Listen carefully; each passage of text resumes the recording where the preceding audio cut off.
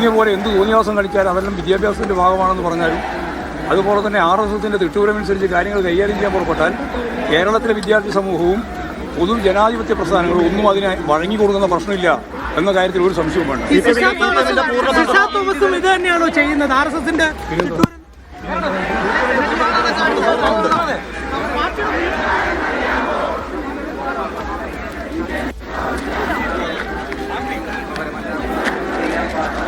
എന്തായാലും കൂടുതൽ പ്രതികരണങ്ങൾക്ക് MP ഗോവിന്ദൻ തയ്യാറായിട്ടില്ല.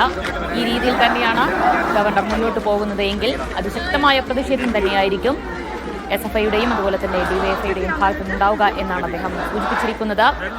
RSSന്റെ തിട്ടൂരം നടപ്പിലാക്കാനാണ് ഗവർണർ ശ്രമിക്കുന്നതെങ്കിൽ അത് അനുവദിക്കാൻ കഴിയില്ല എന്നുകൂടി അദ്ദേഹം പറഞ്ഞു വെച്ചിട്ടുണ്ട്. എന്തായാലും അതിശക്തമായ സമരം തന്നെ തുടരും എന്നാണ് അദ്ദേഹത്തിന്റെ വാക്കുകളിൽ ഉള്ളത്. ഇനിയിപ്പോൾ എന്താകും ഗവർണറുടെ ഈ വിഷയത്തിലെ നിലപാട് എന്നതുകൂടി അറിയേണ്ടിയിരിക്കുന്നു. ഇന്നിപ്പോൾ എന്തായാലും കേരള സർവകലാശാല ആസ്ഥാനത്തേക്ക് താൽക്കാലിക VC സിസ തോമസ് എത്തിയിട്ടില്ല.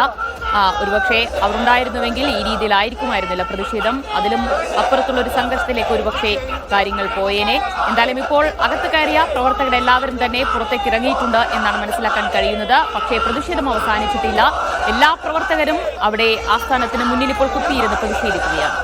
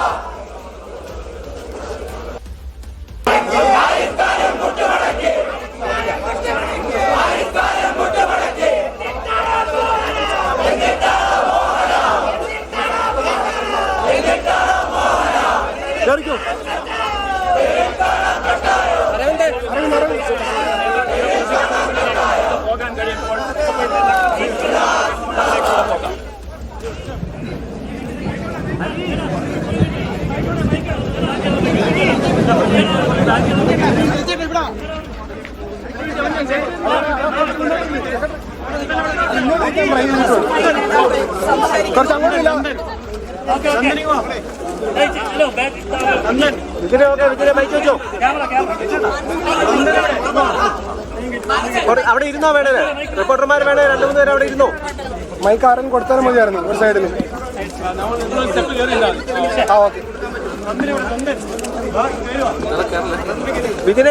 കുറച്ചുപേര് ഇപ്പുറ സൈഡിൽ റിപ്പോർട്ടർമാര് കുറച്ചുപേര് ഇപ്പുറ സൈഡിൽ നിൽക്കുന്നേ. മതി മതി മതി.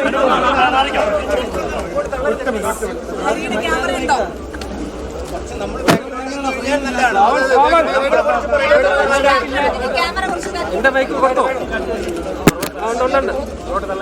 ഇല്ല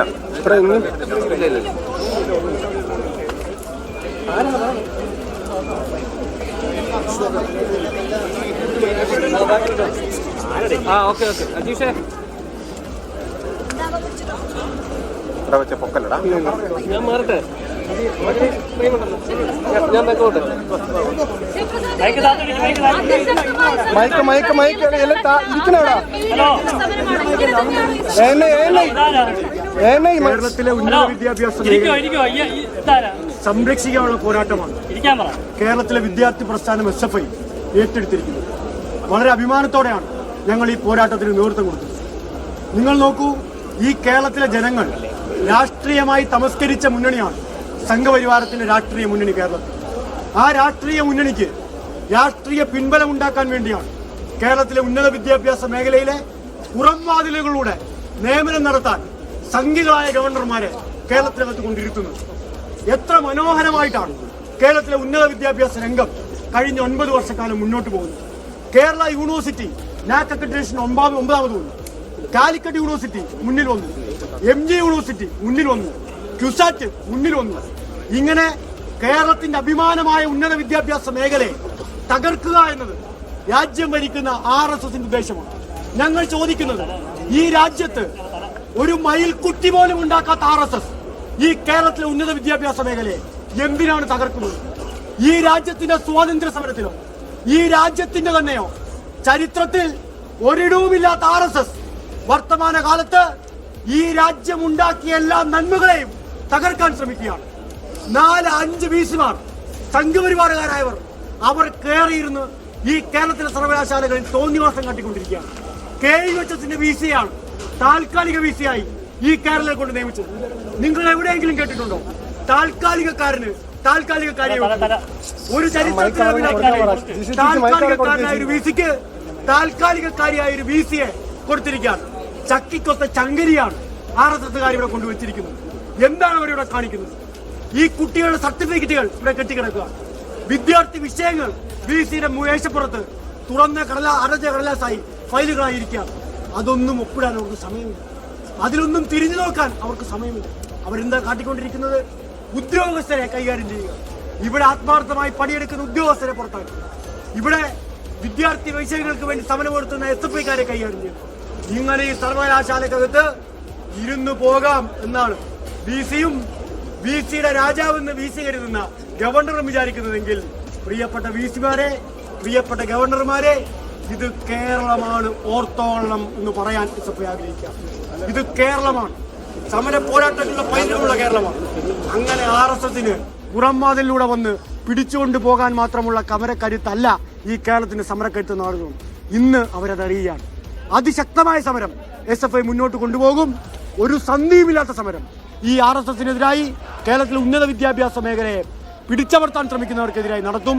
ഇത് SFI വേഴ്സസ് ഗവർണർ സമരം. ഞങ്ങൾ ആവർത്തിച്ച് വീണ്ടും പറയും, ഞങ്ങൾ ഇവിടെ ഇരിക്കുകയാണ്. ഈ സമരം ഇന്നത്തെ സമരം നമ്മൾ ഈ നിലയിൽ മാർച്ച് എടുത്തു. നാളെ ഇപ്പോൾ പണിമുടക്കാണ്. പണിമുടക്കിന് ഐക്യദാർഢ്യം പ്രഖ്യാപിച്ച് കേരളത്തിലെ മുഴുവൻ വിദ്യാർത്ഥികളും നാളെ പണിമുടക്കിന് ഐക്യദാർഢ്യം പ്രഖ്യാപിച്ചുള്ള സമരത്തിലാണ്. മറ്റന്നാൾ തുടർന്നുള്ള മാർച്ച് കേരള യൂണിവേഴ്സിറ്റിയിലേക്കും ഒപ്പം തന്നെ രാജ്ഭവനിലേക്കും തുടർന്ന് മാർച്ച് SFI നേതൃത്വത്തിൽ ഇതുപോലെ തന്നെ സംഘടിപ്പിക്കും. 1 ഇഞ്ച് SFI പുറകോട്ട് പോകില്ല. ഇത് കേരളത്തിലെ ഉന്നത വിദ്യാഭ്യാസം, നമ്മുടെ മക്കളുടെ, ഈ കേരളത്തിലെ സാധാരണക്കാരുടെ മക്കൾ, കർഷക തൊഴിലാളികളുടെ, മത്സ്യത്തൊഴിലാളികളുടെ, പട്ടിണി പാവങ്ങളുടെ, സാധാരണക്കാരുടെ മക്കൾക്ക് തുച്ഛമായി പഠിക്കാൻ കഴിയുന്ന വ്യവസ്ഥയിൽ ഉണ്ടാക്കിയ കേരളത്തിലെ പൊതുവിദ്യാഭ്യാസമാണ് ഉന്നത വിദ്യാഭ്യാസമാണ്. ആ ഉന്നത വിദ്യാഭ്യാസത്തെ ഒന്ന് തകർത്ത് കളഞ്ഞ് കേരളത്തിനകത്തങ്ങ് ഇറങ്ങി നടക്കാമെന്ന് തെക്കുവടക്ക് നടക്കാം എന്നൊരു ഗവർണറും കരുതേണ്ടതില്ല. ഞങ്ങൾ ചോര കൊടുത്ത് സമരം ചെയ്തുണ്ടാക്കിയ കേരളത്തിൽ ഉന്നത വിദ്യാഭ്യാസ മേഖല, അതിനെ ചോര കൊടുത്തും ജീവൻ കൊടുത്ത് സംരക്ഷിക്കാൻ ഈ കേരളത്തിലെ SFIക്ക് അറിയാം. ആ പണി ഞങ്ങൾ ചെയ്യുന്നതിന് ഒരു സംശയം വേണ്ടതില്ല. VC എന്നത് ഈ രാജ്യത്തെ ഒരു സ്റ്റാറ്റ്യൂട്ട് പദവിയാണ്. ആ സ്റ്റാറ്റ്യൂട്ട് പദവി സ്റ്റാറ്റ്യൂട്ട് അനുസരിച്ചാണ് അദ്ദേഹം പ്രവർത്തിക്കേണ്ടത്. അല്ലാതെ രാജ്ഭവനിൽ നിന്നോ RSSന്റെ കാര്യാലയത്തിൽ നിന്ന് കൊടുക്കുന്ന നിർദ്ദേശമനുസരിച്ചല്ല ഈ കേരളത്തിനകത്ത് VC പ്രവർത്തിക്കേണ്ടത്. ഞാൻ നിങ്ങളോട് ചോദ്യം ചോദിക്കട്ടെ. ഈ കേരളത്തിലെ 4 VC-മാർ ഇന്നലെ സേവാഭാരതിയുടെ പരിപാടിക്ക് പോയി. നിങ്ങൾ ഏതെങ്കിലും ഒരു മാധ്യമ പ്രവർത്തകർ മൈക്കുമായി പോയി ചോദിച്ചോ, നിങ്ങളിങ്ങനെ സേവാഭാരതിയുടെ പരിപാടിക്ക് പോകുന്നത് ശരിയാണോ? സംഘപരിവാരത്തിന്റെ പരിപാടിക്ക് പരസ്യമായി ഇറങ്ങി നടക്കുന്നവരായി കേരളത്തിലെ VC-മാർ മാറുക. ഇവിടേക്കാ പോകുന്നത്? ആരോടാണ് ഇവർക്ക് കൂറ്? ആരോടാണ് പ്രതിബദ്ധത?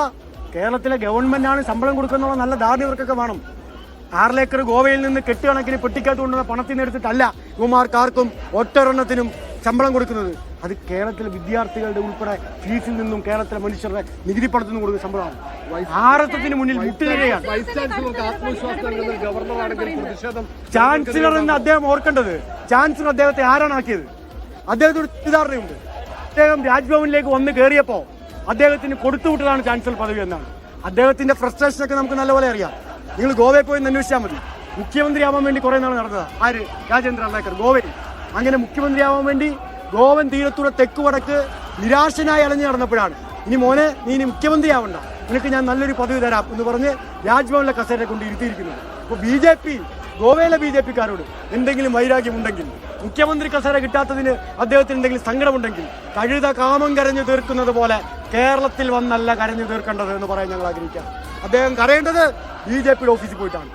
കേരളത്തിലെ വിദ്യാർത്ഥികൾക്ക് ഇടയ്ക്ക് ഈ പണിയും കൊണ്ട് നടന്നാൽ അങ്ങനെ വെറുതെ വിടാനും നമ്മൾ തീരുമാനിച്ചു. പഴയ ഗവർണർക്കെതിരെ സ്വീകരിച്ച അതേ പ്രതിഷേധം പുതിയ ഗവർണർക്കെതിരെ ഇത് പഴയ ഗവർണറെന്നോ പുതിയ ഗവർണറെന്നോ എന്ന ചോദ്യത്തിനുള്ള പ്രസക്തിയില്ല.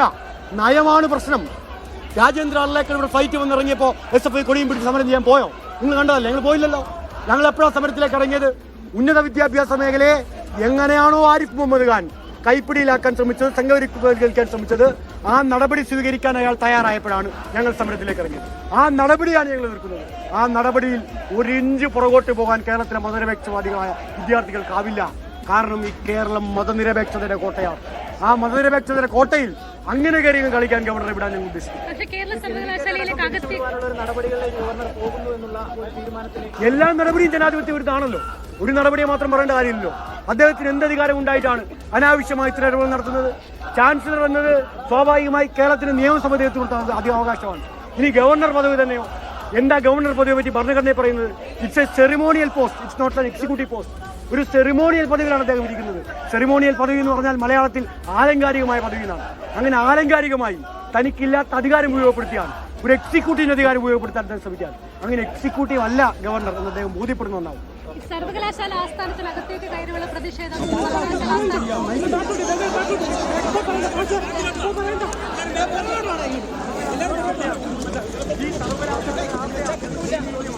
ഈ സർവകലാശാലകൾ ഞങ്ങളുടേതാണ്, ഞങ്ങൾ വിദ്യാർത്ഥികളുടെയാണ്, ഞങ്ങൾക്ക് വേണ്ടിയാണ് സർവകലാശാല. ഞങ്ങളുടെ വിദ്യാർത്ഥികളുടെ ഫയലുകൾ ഇവിടെ മേശപ്പുറത്ത് കെട്ടിവെച്ചിരിക്കുകയാണ്. നിങ്ങൾ കയറി നോക്കണം. നിങ്ങൾ പലതും റിപ്പോർട്ട് ചെയ്യുന്നുണ്ടല്ലോ, പല ഫയലുകളും കെട്ടിക്കിടക്കുന്ന കഥ നിങ്ങൾ വലിയ വാർത്തകളെ കൊടുക്കാറുണ്ടല്ലോ. ഈ കേരള സർവകലാശാല VC ക്ക് മുന്നിൽ കെട്ടിക്കിടക്കുന്ന ഫയലുകളെ പറ്റി നിങ്ങൾ ഒരു വേള റിപ്പോർട്ട്